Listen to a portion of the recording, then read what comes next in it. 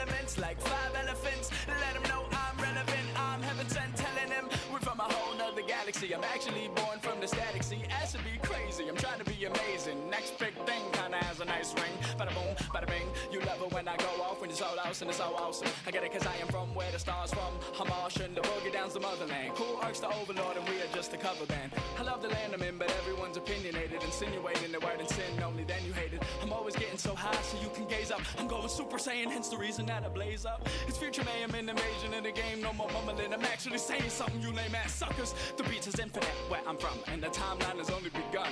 You stunned? Dance, dance to the beat, let it move your feet. This is our language, where we're from. Just move to the waves of the drum.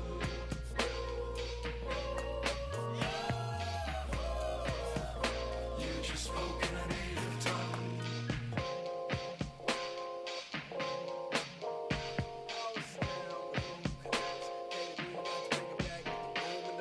Buffoon on the track, I don't even do when I rap.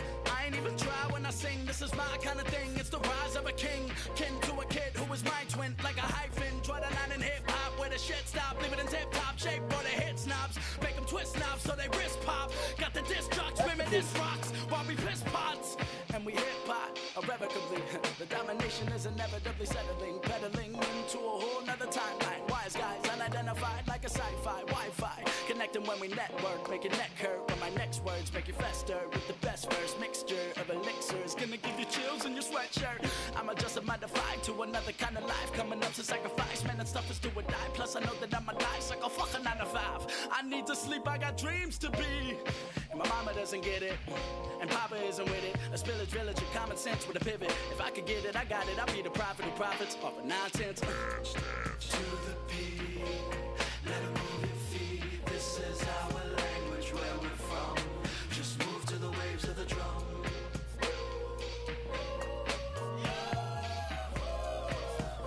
You just spoke in a native tongue.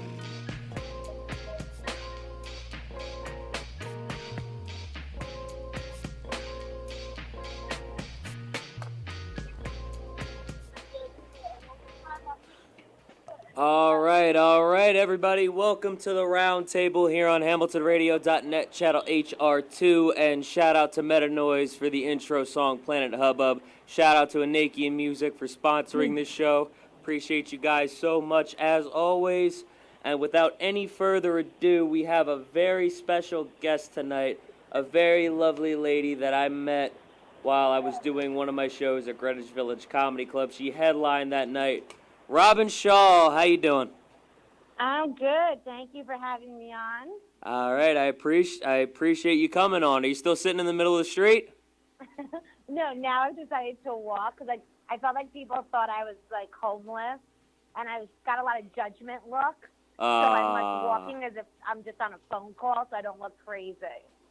I mean, you could have just been on a phone call in general, so I think that would have kind of... Yeah, but I was literally just sitting on the sidewalk of a very busy street, and it looked like I was, like, not belonging there.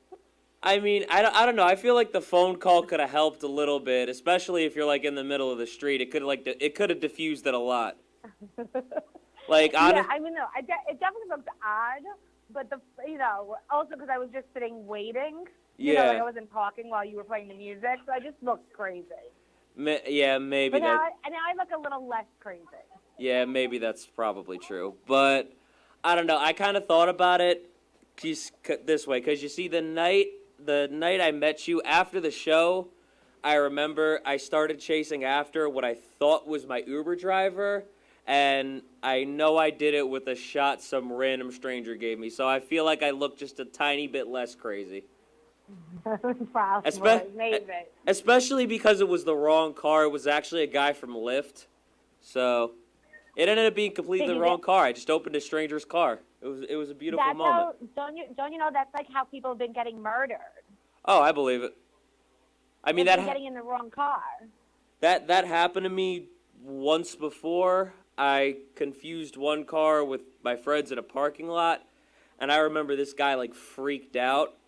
But I think I realized it quick enough, and I avoided my life being ended. So, yeah, I ended up here.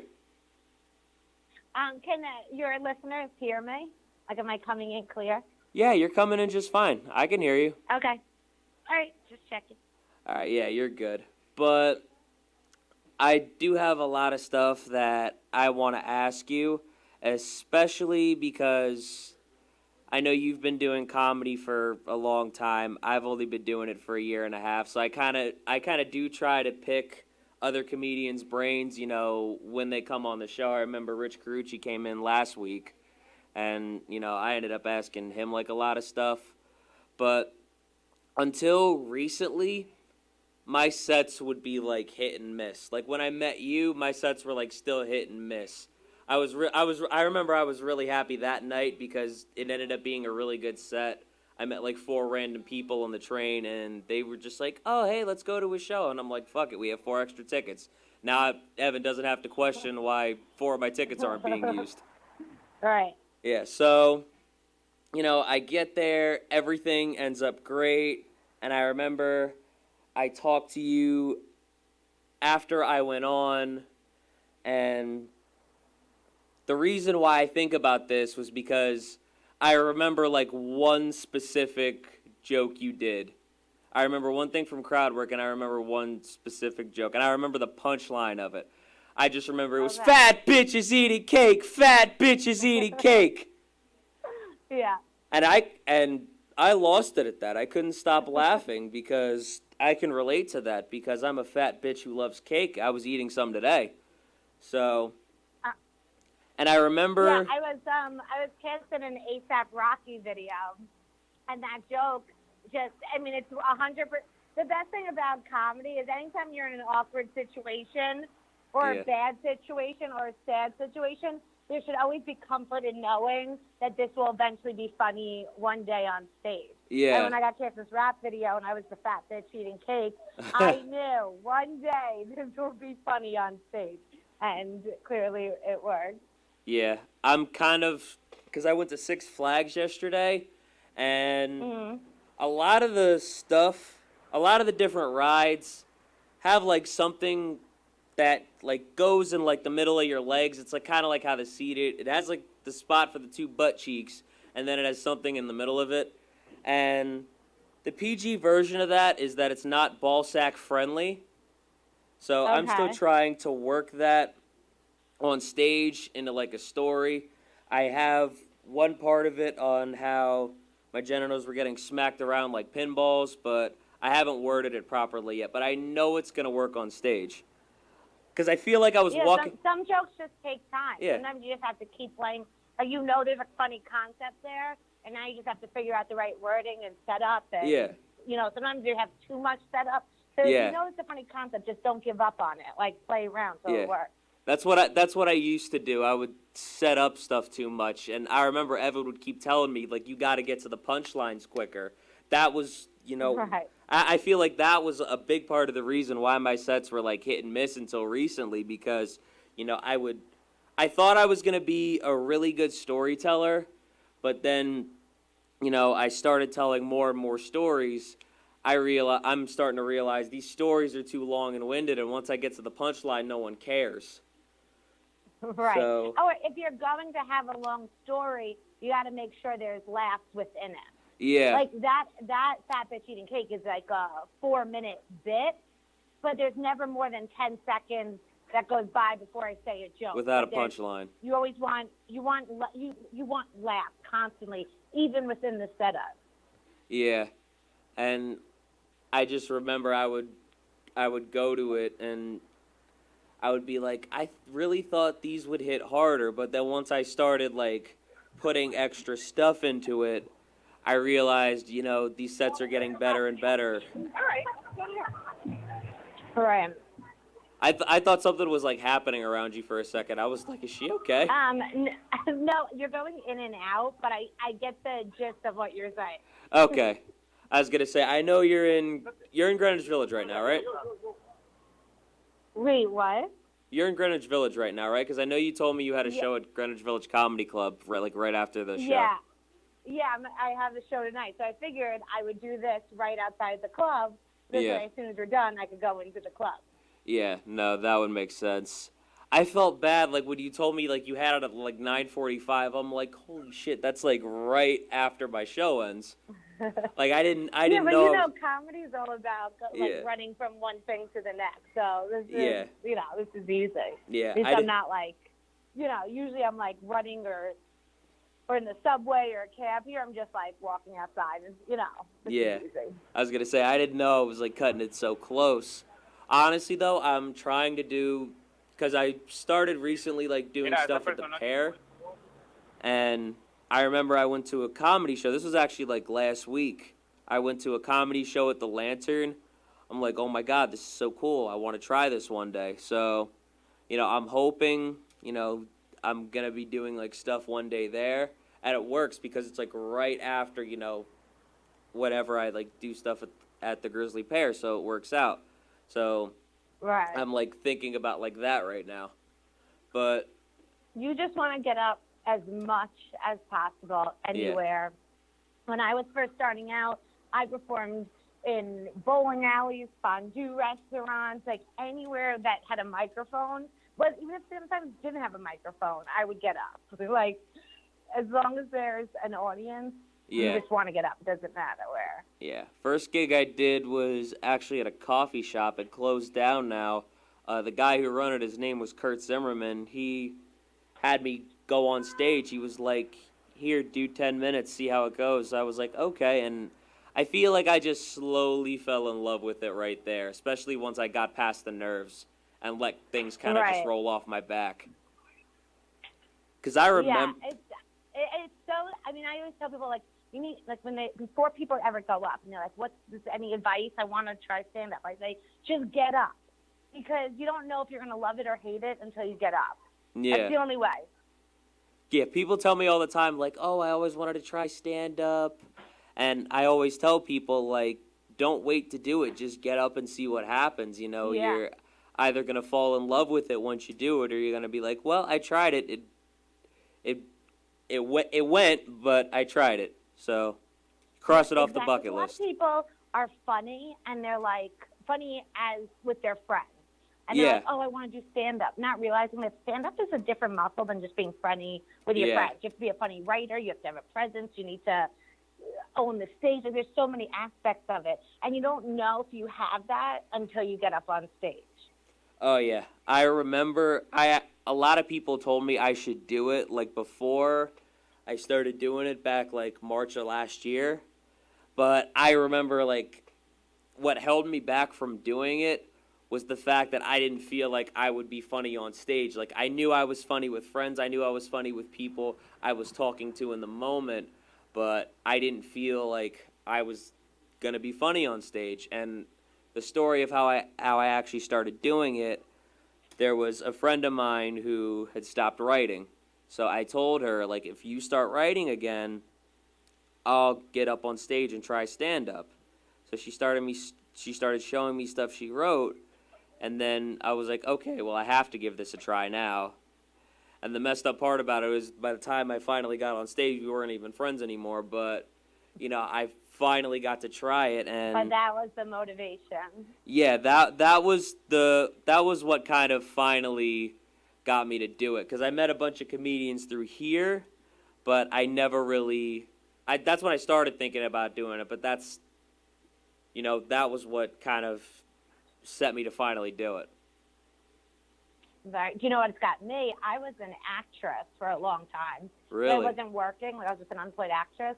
And then my dad, who's an accountant of all things, was like, why don't you try stand-up? And I thought he was crazy because, like, stand-up is, like, the hardest form of performing. And I never, like, thought about it. And then he's like, yeah, just try it.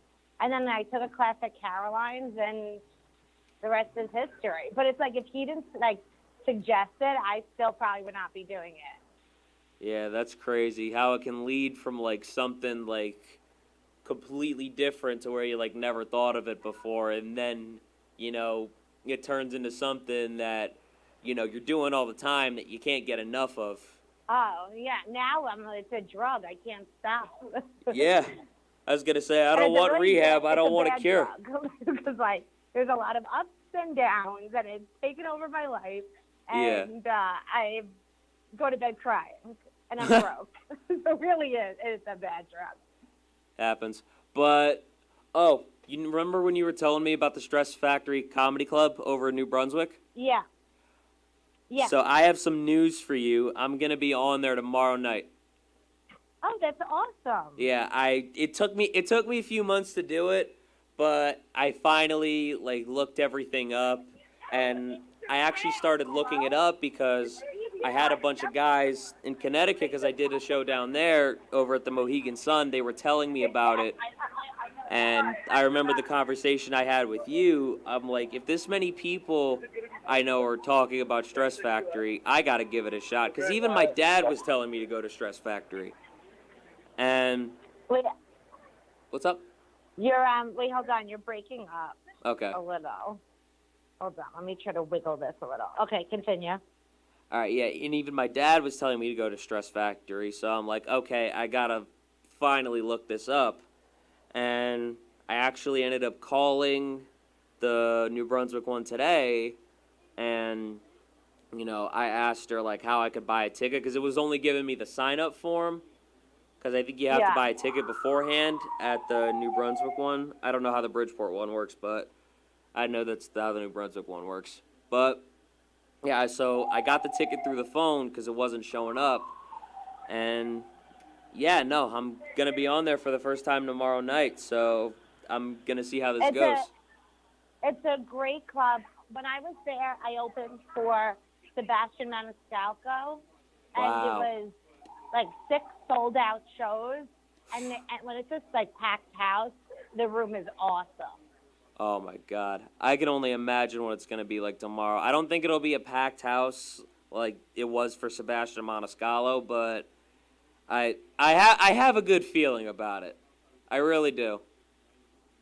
Especially That's awesome. It'll be great. It will be great. Especially after what everybody has been telling me about it, but. Yeah, it's a great room. Yeah, no, we'll see. The green room is tiny. Really? the main room is great. A lot of, what I noticed? A lot of places with tiny green rooms end up having, great crowds. I don't know why they just do, because I know the little room in Governor's, that green room is the tiniest thing I've ever seen. I know, it's kind of amazing. Comics are the bottom of the food chain of performers. We get to do shit. The green rooms are usually shit. Oh my God, if anyone's thinking about being a comic, it's not as unless you're Jerry Seinfeld level. It's really not that glamorous. Yeah, no. Even I feel like even if you get to be well known, it's not as glamorous as it might seem. Yeah, if you're a movie star or something. Yeah.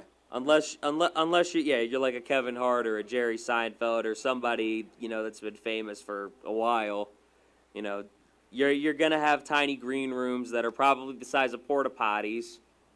Right. I went into the green room in Governor's. I felt like I was in a Johnny on the Spot porta potty. I swear to God, it's that tiny. I'm actually at Governor's on Sunday. Really? I did. Yeah. Nice. I did Mike Dillon's show when I went over to Governor's. I haven't done it since because it was a bringer show and he asked for 5 people. But what makes it hard is Long Island's 2.5 hours away. So right. my girlfriend was able to come. I, asked Mike hey, I can only get you one person. Nobody else is able to make it. Can I just buy my own ticket and get on stage? He was like, you know what? If you do that, I'll let you on stage. So, I mean, that set went fine. But I just haven't been back since because of that. Right. Yeah, no, that's for a if you're going to do a bringer show, you might as well make it convenient. Do one in Manhattan, Yeah. I was going to say it does get tough to do bringer shows depending on how many people they ask for. Evan. Totally. But here's the thing, and I tell people when your first couple of years doing bringers or barking, all that's part of it. It's the way you get on stage in the beginning. Until you start getting past that club, it's the part of the game. You have to do it. Yeah. No. Evan's would be a lot harder, but I know Evan, has worked with me because, I've done a bunch of his gigs before, and he's let me on with like sometimes 2, 3. Sometimes he's let me on with just Abby. So, I've been lucky to have stuff like at the pair where they're cool with me bringing 1 or 2 people. Evan, who's worked with me because of how far I've been coming out. I was lucky up in Connecticut when the guy producing the show there was willing to work with me. So it's been a process that I've like been working through. Right. Yeah, but I feel like I've been talking about me the whole time. I feel like I need to ask you this because I remember I thought you were hilarious when I first met you, and you were telling me about how in Australia you bombed for an hour, and I just remember like the sets I do that are like 5-7 minutes that I'm just like trying to get through it. So do you like have any advice for people when they may not be having a good set? I say, okay, there's two things, right? Because sometimes it's just the audience and nothing you do is going to get them. Sometimes, I hate blaming the audience. Sometimes it is just the audience. But Yeah. I say the job of a comic is to find out what will get the audience to laugh. And this takes time. This is like something you become good at with practice. And so let's say you're doing your joke and you're bombing. So then Yeah. it's your job to be like, all right, they're not liking my dating material. Yeah. Let me try my clean material. And then you start doing your clean material. Let's say you're still bombing. Well, then go into crowd work. Maybe they need crowd work. And it's your job as a comic, if you're bombing, keep changing what you're doing up to see if you could get them. Now, look, sometimes you just can't. Sometimes just the audience hates you. Your face is whatever, and they just are in a bad mood, Yeah, for whatever but reason. I say my best advice is just try to figure out the audience. Don't just like throw in the towel and just go on autopilot and do the set you prepared, because your set you prepared is not working. So Yeah. one is try to change it up. 2, just keep going. Especially when you get to the level where you're getting paid, you want that paycheck, whether you're bombing or not. So Yeah. I when I was headlining, I think the gig you're referring to was I was in Australia. I was doing a tour, and one night I just was bombing, and I kept changing things up, and no matter what, they didn't like me. But I was like, I'm getting paid, so I'm not leaving this stage, So sometimes it's just stay up there and just eat it. But first and foremost, try to get the audience by changing it up. Yeah. I remember I've had like a couple times with that now, because I remember, and it's more or less just like, when I get on and like try new jokes, because I try to do like 1 or 2, like when I go on stage each time, just to kind of like, just because I kind of want to always try to like play with new things. And, sometimes it works, sometimes it doesn't. But,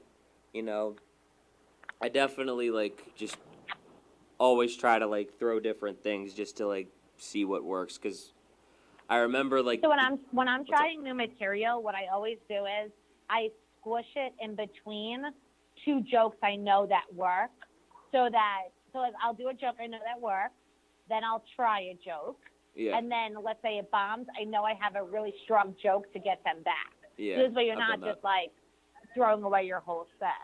Yeah, I gotcha.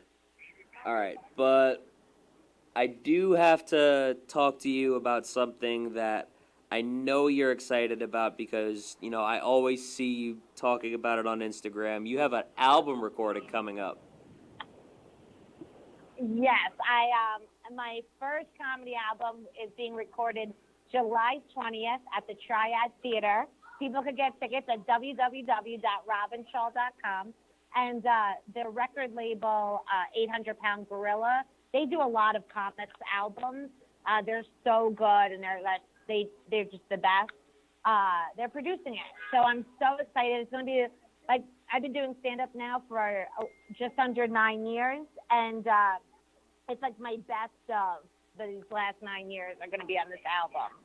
Nice. And I remember you showed me the cover because when I went to promote it, there was like all kinds of stuff in there. You had like the red dress on, you had donuts, you had wine, there was a microphone. I don't know if it's like a big ass teddy bear you're sitting on or not, or if it's just like a random fur rug.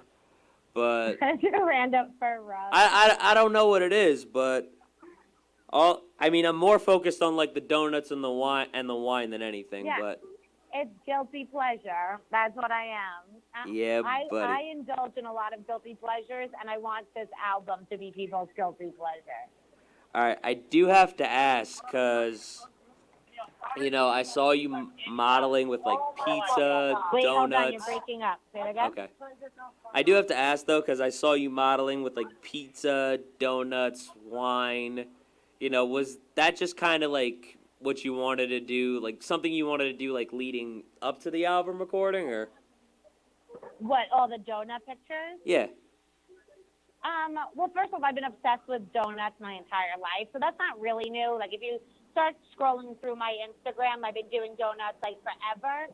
But what I did was I've done 3 photo shoots in the last, like, 3 months, all dealing with, like, New York City and, like, guilty pleasure stuff, whether it's donuts or alcohol or whatever. So that has been, like, more predominant on my social media, but I've been obsessed with donuts since the beginning of time.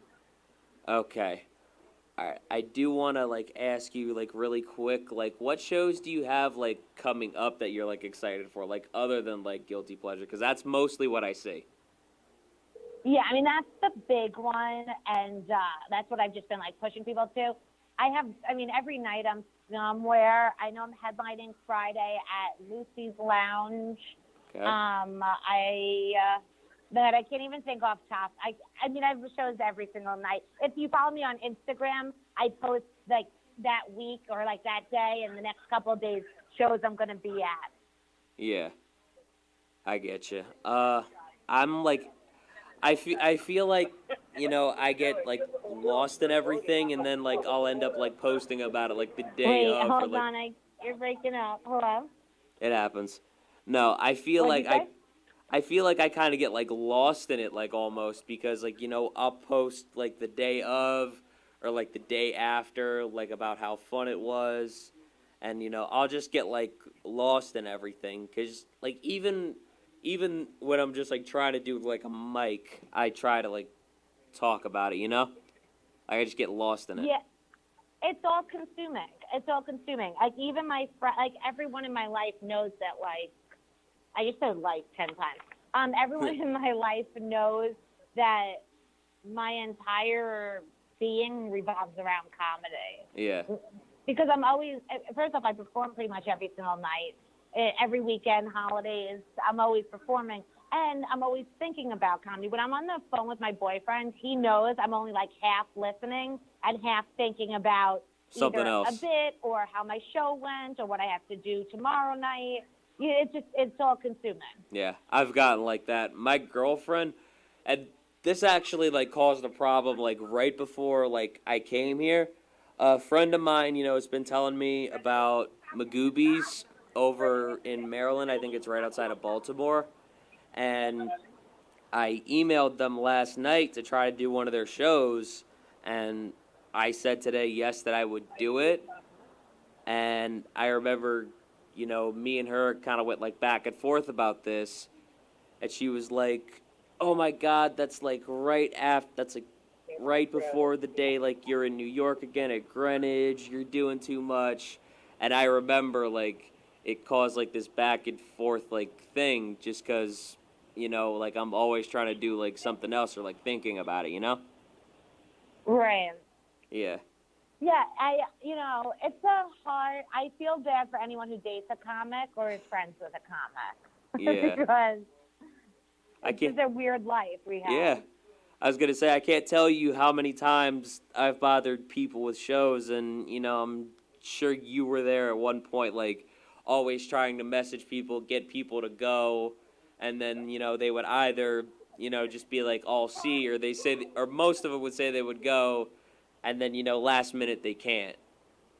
Right. Because that... Oh, yeah. I mean, like, again, I haven't had to do bringers in a couple of years, but like with this album recording, it's the same thing. You're constantly promoting yourself. You're constantly saying, "Hey guys, I'm headlining this, or I'm doing this, I'm recording this." It's just a constant. It never ends. Even when you get out of the bringer phase, then you're headlining and you need to sell theaters. So you're always promoting yourself. It never ends. Yeah. And it's stressful too. You know, I'll try to get like, even for like the little ones, like I'll try to get like 1 or 2 people. You know, sometimes I try to get my parents, and you know they're old. They don't want to travel like anywhere more than like 20 minutes away. Right. I was gonna say, half the time, you know, like I'll do like shows at like a coffee shop near here or like a pizzeria close by. Half the time they won't even go to those. Then again, they did just get a new dog, so I can't really complain too much about that. But you know, I wish one of them would go, just so they could like see what I do. I don't know if they'll like some of my jokes, but you have to spread out people. Do you know what I mean? Like, have your parents go to one show and then don't ask them again for 3 months. Have your girlfriend go to a different show. Like, you have to spread it out. Yeah. I do have to give Abby a shout out though, really quick. That is my #1 supporter, and she is there almost every time I do a comedy show. She might even come to the pair the first time. And she hasn't been able to because she's got a nephew now. He's 4 months, and she's been babysitting him. She constantly sends me, like, videos of him, too. And she's, like, playing with him, you know, getting, like, all of his different, like, toys. You know, he's taking, like, pictures of him, like, trying to bite stuff because he's teething. He's, like, kicking stuff. And it's like, oh, my God, it's so cute. But why can't you be here with me? I'm selfish. Right. Yeah. But I do want to, like, backtrack really quick. You said you were acting before you got into comedy, so tell me a little bit about, like, when you were acting, if you still do it at all. I went to college for acting. Like, I always knew I wanted to be, like, in comedy, but I never thought stand-up. I thought, like, sitcoms or funny movies.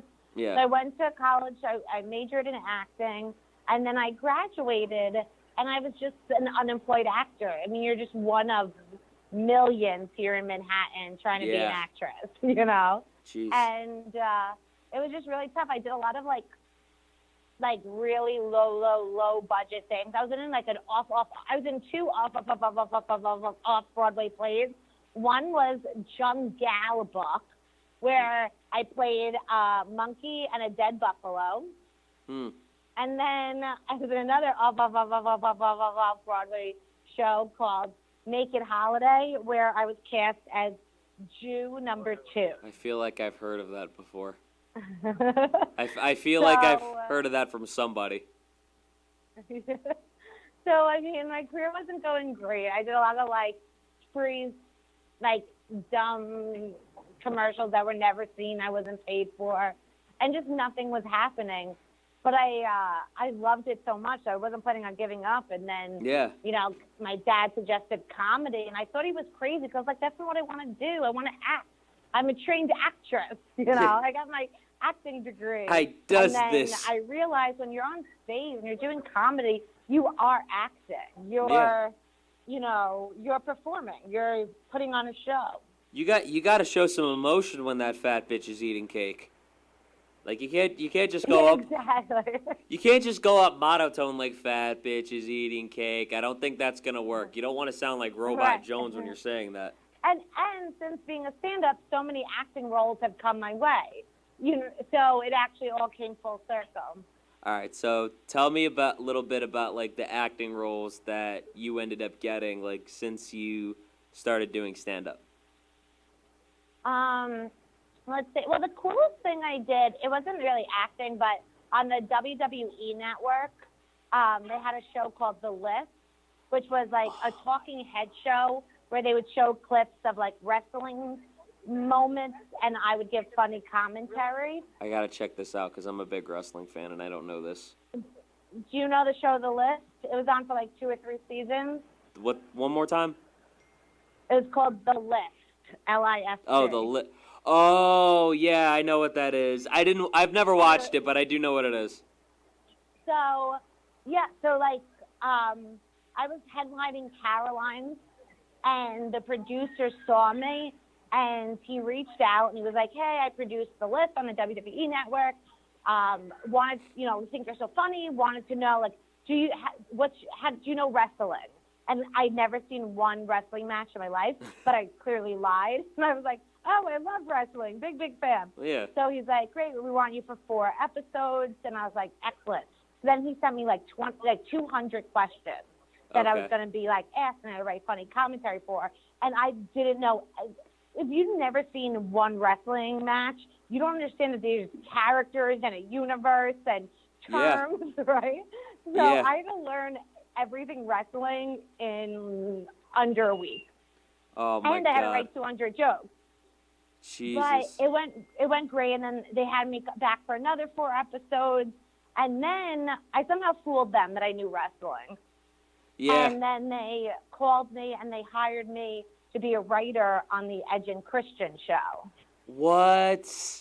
Yeah. Oh so my I was God. one of the writers for the first 6 episodes, which again was so difficult because I don't know wrestling. I was like totally faking my way, and somehow they just kept offering me more gigs. So I was like, all right, why not? Let's keep fooling them. Well, do you know wrestling now because of how long you managed to fake them? Literally, because it was I would say from the time he first called me to do the list to I did the first 6 episodes of Edge and Christian, it was all under like a 7-month period of time. Okay. I crammed all that info into my head, and now it's all out. Yeah. I mean, I know I have a little knowledge now just because I had to write because there were so things, many. I was gonna say. I know the Undertaker. You didn't know who the Undertaker was? I didn't know anything. What? Did you know who John Cena was? I mean, I didn't. Now I do. I did it beforehand. Wow. But it was so funny. So when they hired me to be the writer, I was like, look, great. But just so you know, I'm definitely look, for the list, when I was on TV, I told them I knew everything about wrestling. But when they hired me to write the show, I was like, all right, now I have to come clean a little. And I was like, look, I'm definitely comfortable writing sketches, but you should know, my knowledge on wrestling is not super extensive. And that's when they were like, no, we're bringing you on as a comedy writer. We want you to send in the funny sketches, blah, blah.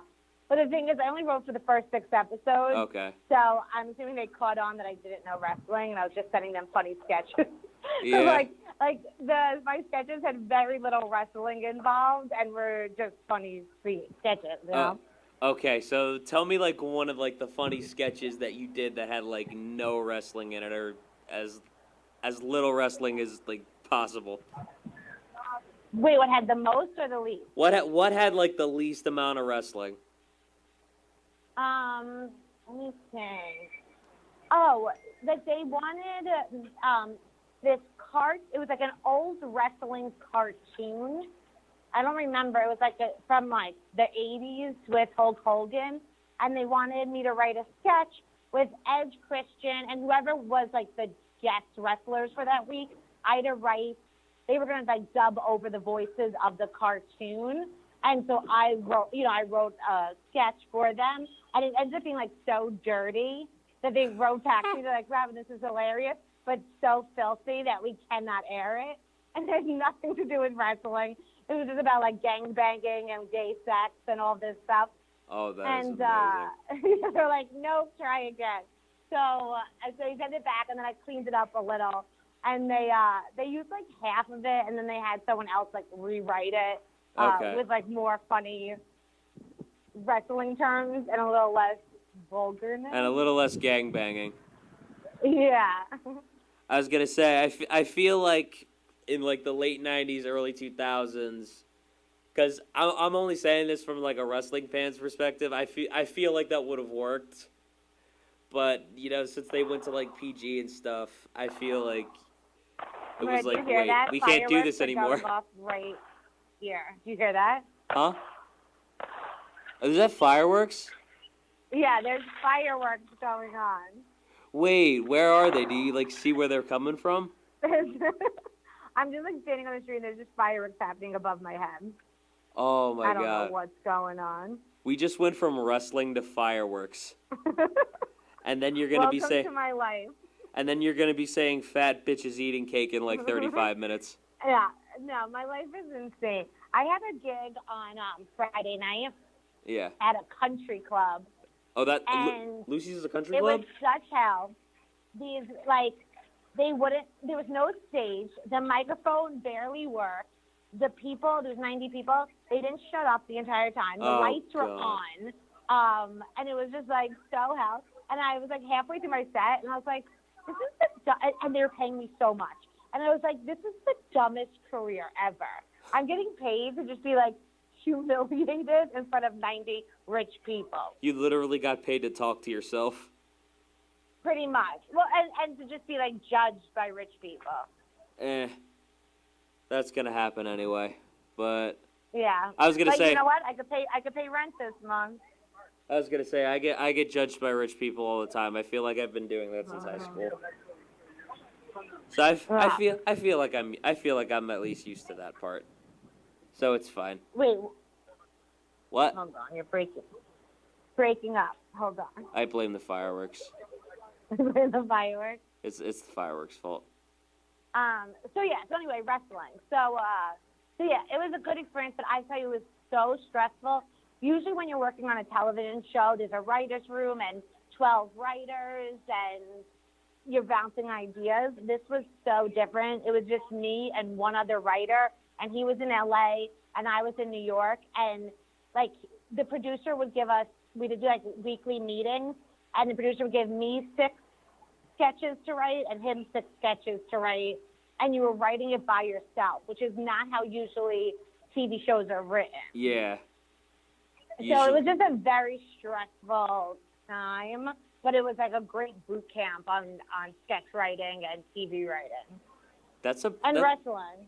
Yeah, that sounds surprising to me though, because I feel like with as many people that are like as involved with like WWE as there are, because it's like a huge company. I feel like there would have been like so many groups of people like kind of like writing different things. So you'd be surprised. Yeah, on that I would be. I've heard other horror stories from writers that work for the WWE network. Yeah, I was gonna say though, that's awesome though. I'm actually a little bit jealous of that one. Yeah, it's so funny because I don't know wrestling, and there's so many comics that were like, "Are you fucking kidding me? I know wrestling. It's the back of my hand." Why couldn't I get this instead? Because you're not. I do think that's why they wanted me. Yeah. Because I think they all knew wrestling. They were trying to bring in someone with a different set of eyes on what they were doing. If you want me to be honest, I just think they want these fat bitches like you and me who eat cake. Yeah. That's what I'm thinking. That's just my theory on it. I don't know if that's true. That's what I'm hoping. Only because you did it, and now I'm like hoping for like the same thing for myself. So you never know. Yeah. Just put yourself out. Look, they found me, so sometimes you just got to put yourself out there. And then somebody just finds you. Yeah. Nah, I gotcha. Oh man. But I don't know. Does Robin Shaw have like any other like future plans that she still wants to like talk about, like acting wise, or anything that she hasn't mentioned so far? No, right now, the album recording is in 3 weeks, July 20th. So right now, all my focus are on these two. It's going to be a 7 o'clock show and a 9:30 show. So right now, I can't think about anything but these 2 shows. Yeah, so, I gotcha. And I'm sure like once that's done, then I'm going to have 800 other things to promote. But right now, that's my like main focus. And then also, 1 o'clock every day on Instagram, Monday through Friday, I do Coffee Talk, which is my live streaming show, which is only on Instagram, which people could see at Robin Shaw Comics. I was gonna say, I think I've tuned into that like maybe for like 2-3 minutes a few times. I don't know. I remember one time you talked about like your boyfriend, and then I don't know. It led into you like talking about like something that happened in your day. I usually like listen for a little bit and then like the information goes out of my head. So Right. Yeah, it's always different. I try to have guests. I talk about pop culture, funny stories that have happened. It's coffee talk. Anything could happen. coffee talk. Yeah. Hmm. All right, but I know you do have to get on at Greenwich Village for the 9:45 show. I know you got to be very excited about that because you get to talk to 60 strangers in a basement. Yeah, where sometimes it's like super hot down there, or sometimes it's freezing. Oh my You don't know God. what temperature you're walking into. Honestly, most of the time when I walk in there, it feels like Satan is teabagging my neck, and it doesn't matter. Yes. It doesn't matter where I go in the room. You can go in the kitchen, you can go on stage, you could go sit in the audience. Satan's balls are just like smacking the shit out of your Adam's apple no matter where you go. It's Right. awful. So, I well, love I'm Greenwich. about to go into that fun. Yeah. So, I mean, I love Greenwich Village. It's my favorite comedy club in the city, but if there's one thing I could change, it's the fact that the room temperature does not agree with my body shape. I got the body. you know what? I feel like it's a lot of comedy clubs that are just so hot. I honestly feel like there's sometimes I'm in comedy clubs just sweating. Yeah, I was gonna say Broadway Comedy Club is pretty bad. But thank you for having me on your show. Yeah, of course. I would definitely love to have you back on, sometime soon. Hopefully, I can find something that, can work. Hopefully you won't have to, rush to a show after, because I know, Right. Well, it gets tough. When you first asked me, I just figured that you were recording during the day. It didn't dawn on me that it was a nighttime show. Yeah. I should have asked. I wasn't thinking. Yeah, no, this is where I've had it since it started. I don't see it changing anytime soon. So, Right. hopefully, I'll see what happens in the future, but I feel like it'll probably stay here till Kingdom Come. I'm so used to it now too, Yeah, no, and now people know. You don't Yeah. change for me. I was gonna say because I work twilight hours in the morning, from 4 to 9 in the morning, and then I normally sleep during the day. For some reason I didn't today. I don't know why, but I normally sleep during the day and I just get up and come here, and it just works so perfectly. Right. So if it's working, don't change. All right. I'll try not to change for you. I definitely hope you can come back on though sometime soon. All right, it's really breaking up, so I hope you can hear me. I can hear you. Okay.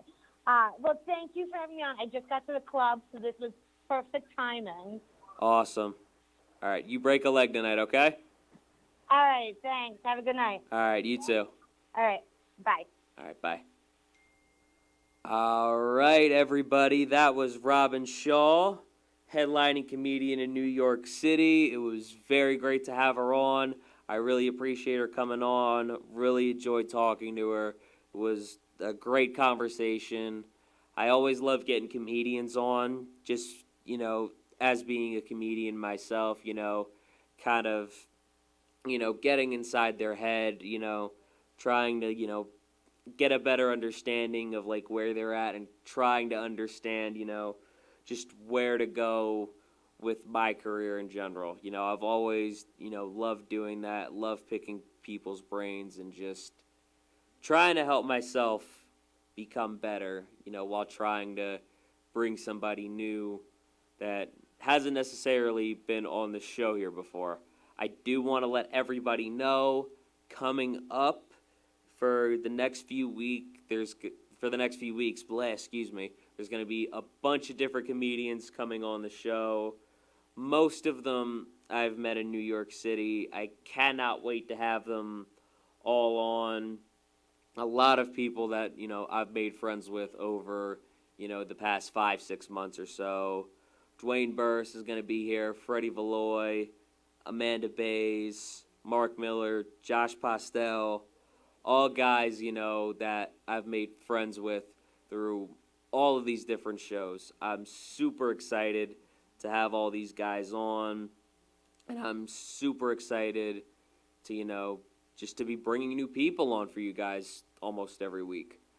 But I do want to make one announcement, in regards to that. A lot of those comedians that I just said, they're also going to be on a little end of the year show I'm having. Going to be a little Christmas show this year. I want to announce it now just to get it out there.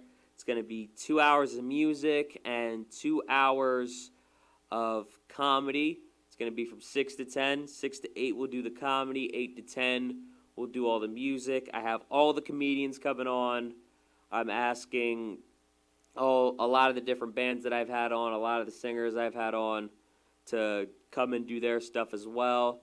So, I definitely want to have everything planned out, hopefully by the end of July, so I know exactly what's going on for you guys.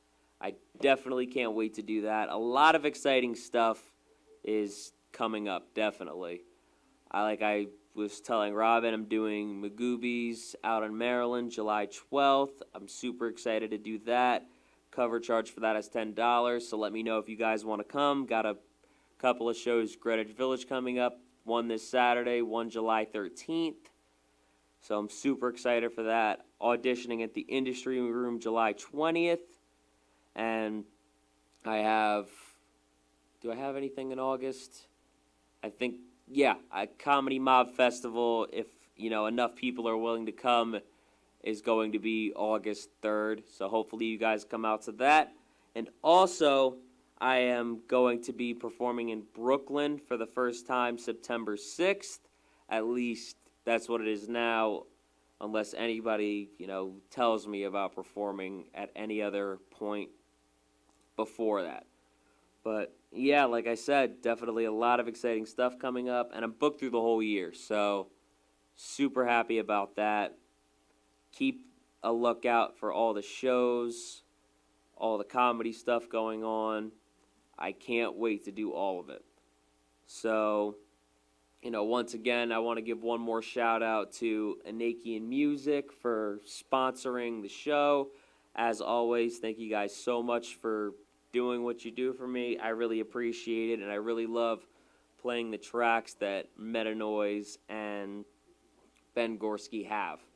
So, just been a great year so far, and can't wait to get through this second half of the year, see what it has in store for me. But anyways, we're coming up on the last few minutes of the roundtable. Funny Talk is coming up next, so make sure you guys stay tuned for that show coming on. Like I said, a lot of comedians are going to be coming on here, especially within the next few weeks, so make sure you look out for them. Look out for Funny Talk. That's going to be on in about 5 minutes. This has been the Roundtable with John Brecco right here on HamiltonRadio.net, channel HR2. Tune in next week. Same time, same channel, same kind of comedian. Not a fat person, but, somebody else that I've had the pleasure of meeting from New York to be able to grace this hour that I have with you guys. Roundtable, tune in, same time, same week, same channel. Dancing with Ghosts is playing us out. Shout out to Ben Gorski, Anakian Music. Deuces. You've gotta be quick. You're not keeping up with me. You've gotta be sick. I'm talking of a wild man in the Coming clan. It's like color of death on a church or a bed. You've gotta be frightening. You make them fall to the knees while inciting. I'm talking of a barbaric ritual, warning, indescribable. With your hands in the air, they starve and they sell. Dancing with ghosts, oh naive, it's ignorant, it's callow. A presence elusive, oh goodbyes, welcome intrusions. Dancing with